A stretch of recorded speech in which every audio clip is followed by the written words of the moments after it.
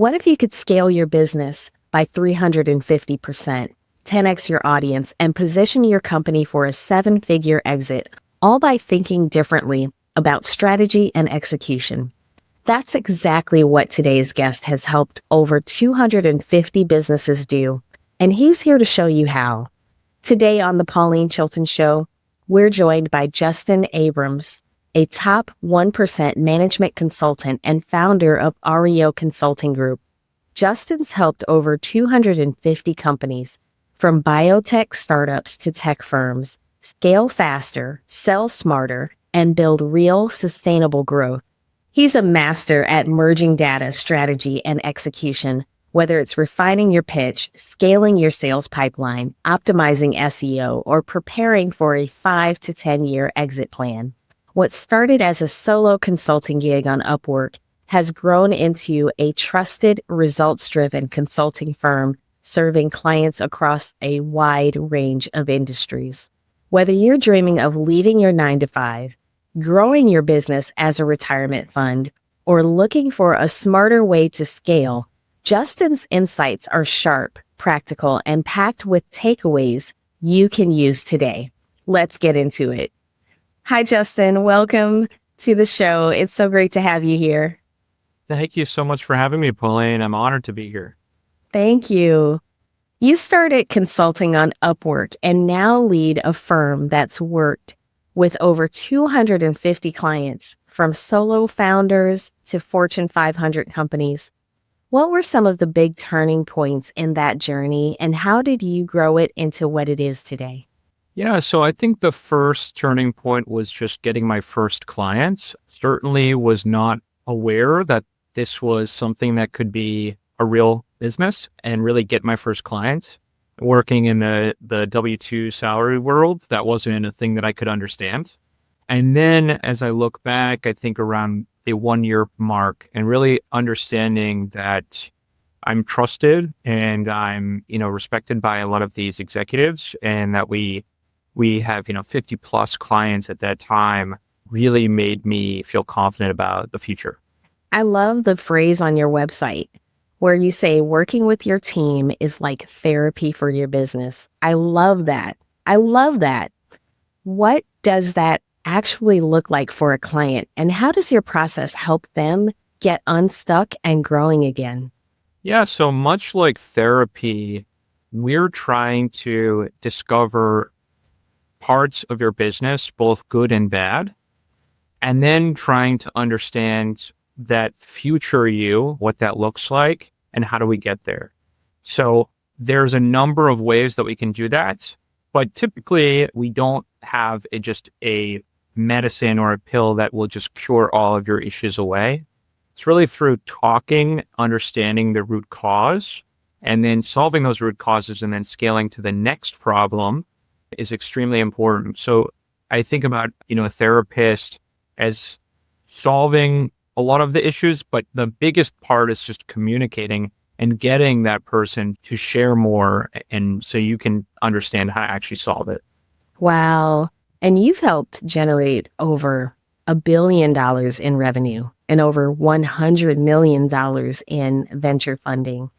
In your experience, what do the most successful businesses do differently? They really are just laser focused on their customers and on their niche. What I do find in most businesses that are doing okay, but are not scaling at the same pace, is they simply are not as laser focused on the purest form of their business. They're trying to do too many things at once. And then beyond that, the team is an incredibly important part of a business.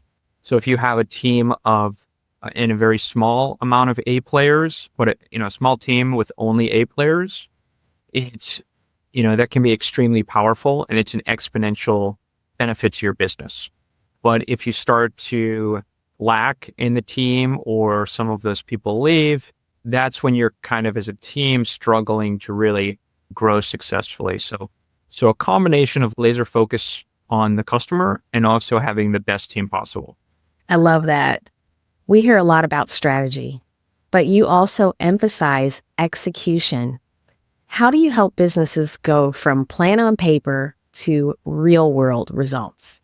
Yeah, so most strategy consultants aren't actually in the weeds on the operation side.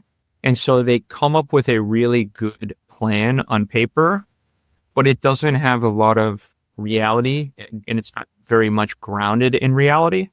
So what I like to think of our businesses is working on both the operation side and then also the strategy side so we can understand the right plan and we actually have seen it work in practice. And then just because we give you a plan doesn't mean that you'll be able to fully develop it and grow the business. So we like to stay on and really not just kind of walk you through it, but help you solve the minor issues that are going to pop up all throughout the time that you're implementing that strategy. Because just because I put it on paper doesn't mean that's all of the issues and all of the dilemmas that pop up. There's a lot of complexity to a, 2 or 3 page business plan. And so we try to get really in the weeds when we're actually implementing it, but more 10,000 foot view on the planning of it. Got it. So we're going to get a little bit more specific in what a business might be going through and how you can help them. So let's start with, for businesses struggling with revenue plateaus or drops. Let's say a business has hit a revenue wall. It's either plateaued or dropping. Where do you typically start when diagnosing the root cause, and what's something you often find that the business didn't see coming? Yeah, so typically when your business has grown in the past and starts to flatline, it's either a really solid competitor that is starting to eat into your market share, and that can be even a new location that just popped up near you. So that can be a very large competitive concern.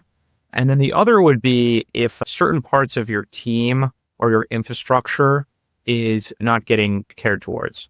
So it does tend to be a combination of 2 or 3 things, and they can all work together to make a significant change. You don't need a lot to have your end of month P&L start to be concerning. Even if you drop 5%, that can be, certainly a number that you start to get scared by.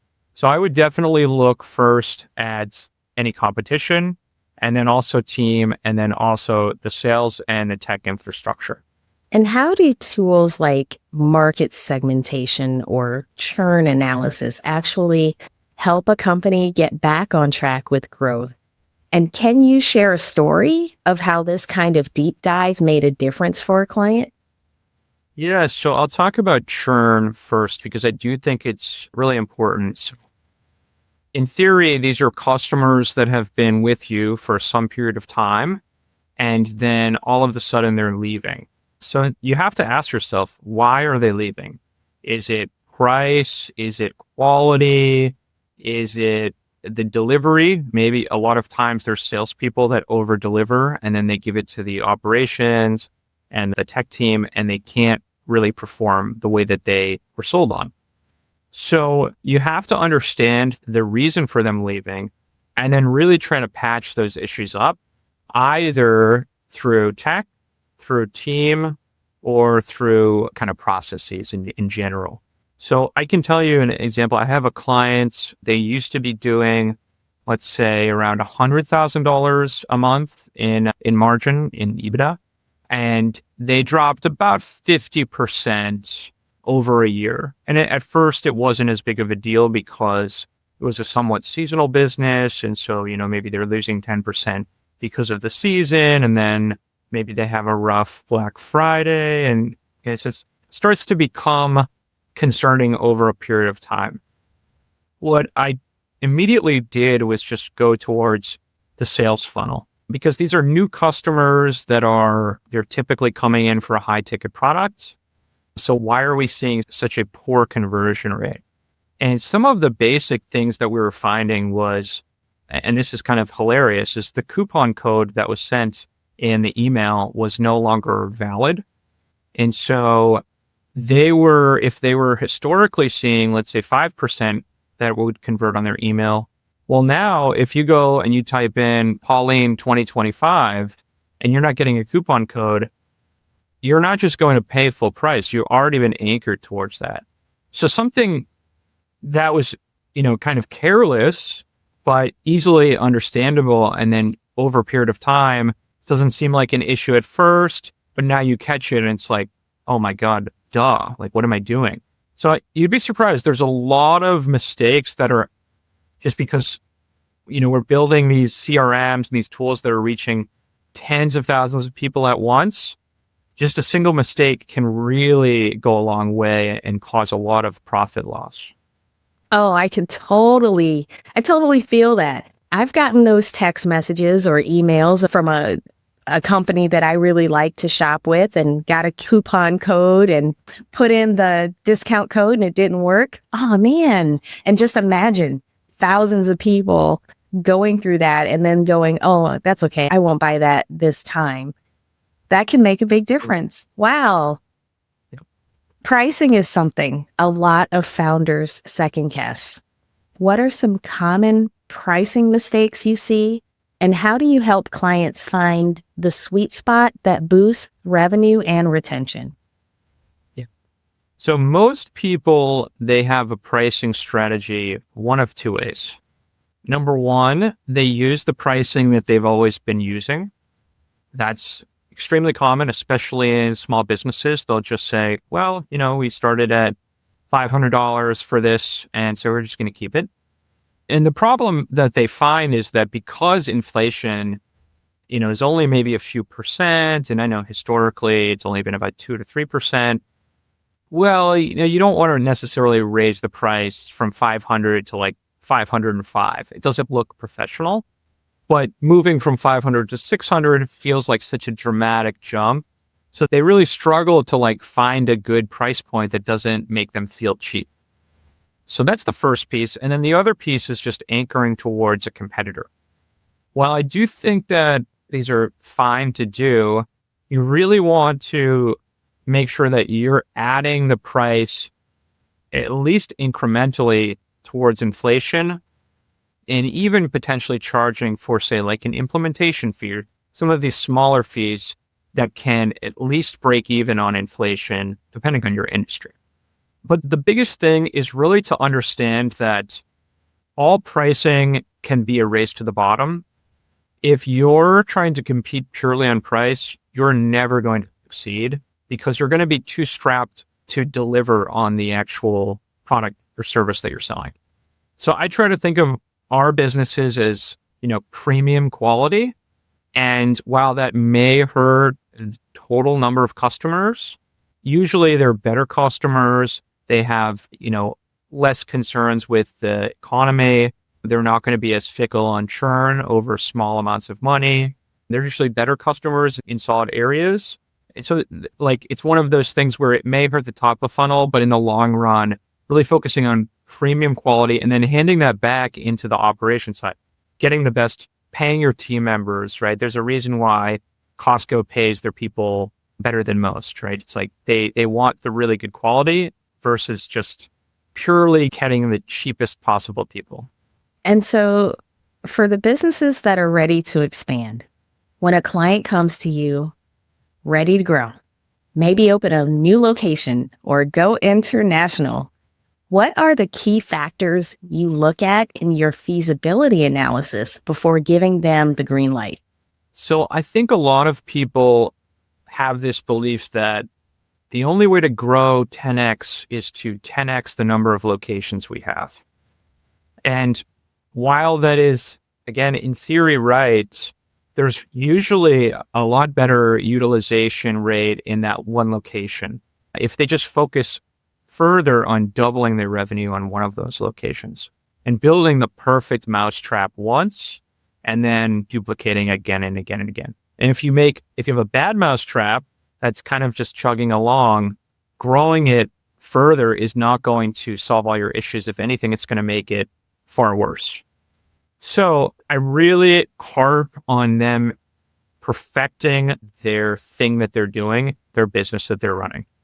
Once we move into that, then it becomes a question of brand name. I find that most people think that, Justin's landscaping in Tampa Bay, well, you know what? We're just going to go to Clearwater and it's going to be great. And you'll realize like you might have a great brand name in Tampa Bay, but a horrible brand name or non-existent brand name in, a town or two over. So it's one of those things where you really have to leverage your brand name because that's the true value in expansion. Otherwise, it would make sense to just start a whole new company, right? It's a totally different name and just try that. So definitely want to do that.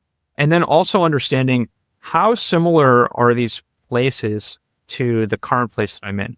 So for example, and everyone's seen, parts, if you go into New York City, like one area is, artsy and one is corporate and one is hipster and one is, students at NYU. And so it's like, these are all very close to each other, but they're all so different from each other. So are you moving into an area that actually is relevant to your customer that you're currently serving? Because you don't want to serve two totally different customers. Even if your brand might be well known, it doesn't actually grow the business in the same way. You really don't want to just struggle in that area. And scalability sounds exciting, but it can be risky without the right foundation, right? So how do you help businesses know if their operations can actually scale? And what do you fix if they're not ready yet? Yeah, so there is not a perfect answer to this, but in general, I try to see if they could take on 2 or 3 times as many clients. What would that look like? How many more people would they need to hire? Would there be lead time delays? What is the concern with that? Because we can always run more ads. We can always spend more on this one local area that people are familiar with. But where does it start to break down? So usually with a lot of, input into that, you can start to see where the cracks start to show. And so that's really where I try to focus on is figuring out, well, let's keep the same number of customers that you have, but I want you to give half of your staff the week off. Pay them, that's totally fine. We want to see like how this works out well. And then once we find those cracks, then we can start to patch them up and slowly but surely get ready for an expansion. Because there's also, you don't need to just expand to a whole nother area. You could just buy a second or a larger location in the same area that you're at. Like what's stopping you from doing that? So there's so many ways to grow and you just need to be cognizant that there's probably some holes that you've already patched up with the team, but it's kind of like replacing humans with AI. Like in theory it works, but then once you do it, you realize like the human does a lot more than is expected. That's a good point. You've worked across markets and geographies. How do you help a business know if international expansion is a smart move or if it's better to dominate more locally first? Like how do you get them to, to kind of figure out where to really put their energy if they're thinking about international expansion or if it's just better to stay close to home and be good at that? Yeah, so there's 2 factors to this. The first is, what's the reason for going abroad? Because that's an extremely hard task. It's so much easier to even move to a second state than it would be to go to a different country, right? You have to set up a totally separate entity. You have to have team members that know the local area. I know where I live in Boston pretty well, but I could tell you about the towns next to me as well. Maybe not as well, but almost as well. But I couldn't tell you really anything about the Canadian market. Certainly not the same. And it's different GDP per capita and personalities types. So what I do see a lot of is companies internationally in, let's say, Latin America that want to move into the US. And that's the obvious reason is because the GDP is much higher. So it's really a question of like, well, okay, are you just going for the money? Because while there is a lot more money here, it's way more competitive. I find that moving into the US is by far more competitive than any other country, except maybe parts of Asia. So it's one of those things where I think a lot of people come in and they think it's just going to be easy because they see the dollar signs, but it's not nearly as easy. So if you have a competitive advantage, as I kind of alluding to what I said, then that's a question that maybe you start to come into it, the US, but it's not as easy. And I think, kind of like weddings, right? It's like whatever the budget is, like triple it. Then you can be more comfortable. Oh, yeah. It's also like flipping a house. When you Definitely. get into an old home and you don't know what's behind those walls and your budget gets blown out of the water because now you're having to deal with termites or electrical issues or plumbing issues or something that was unseen. Absolutely.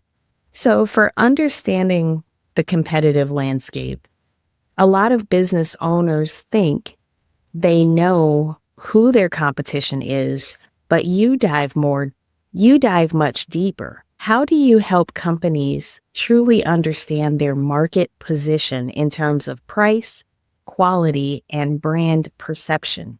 Yeah. So what I find is price is somewhat variable. It can kind of depend. Product offerings are actually pretty easy to understand, but quality is the hardest thing to really qualify. So there are, anyone could go get a burger and there's hundreds of restaurants nearby. But the problem is like, what is the best burger? Well, that's really subjective. And, if you went on Google and you typed in best burger near me, if McDonald's pops up, is that necessarily the best burger? Or are they just the largest company that serves burgers? So you really have to kind of work backwards to your customer profiles and understand, first of all, if you already have a business, why do they choose us over the other companies? What is it that we're doing better? And then if we go on the flip side with the other customers that your competitors have, what is it that they're doing better? Or why are they serving them better?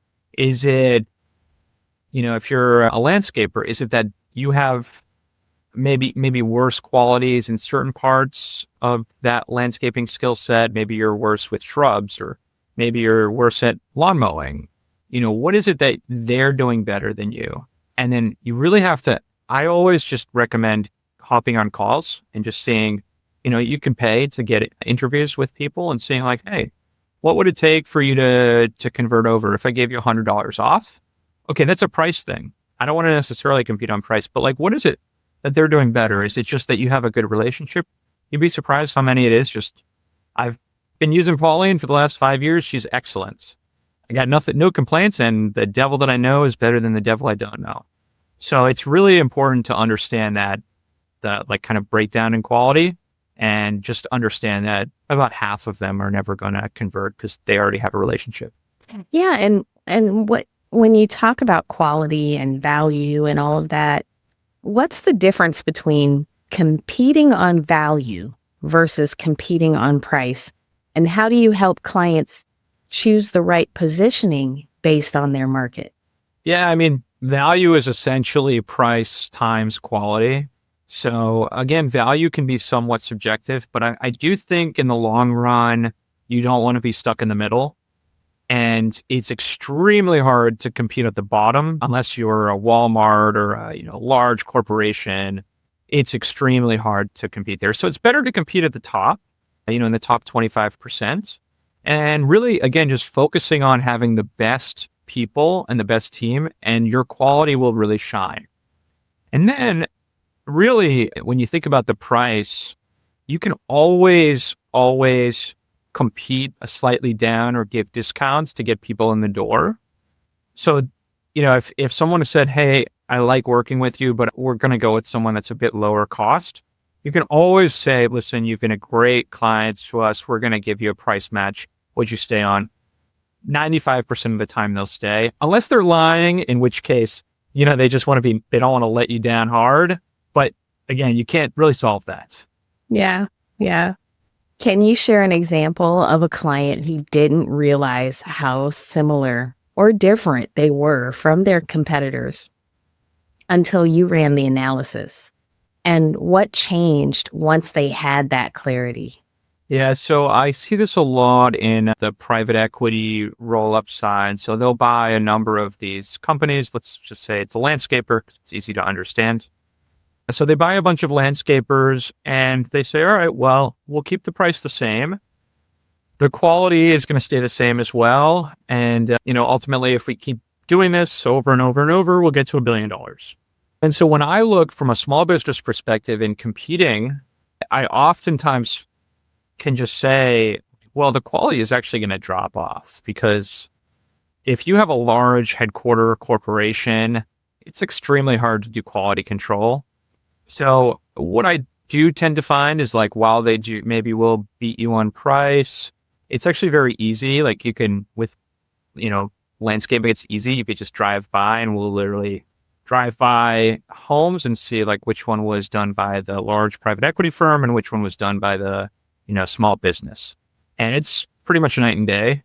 Americans in general really don't like large corporations, and they understand that like the corporates are not going to give the most quality.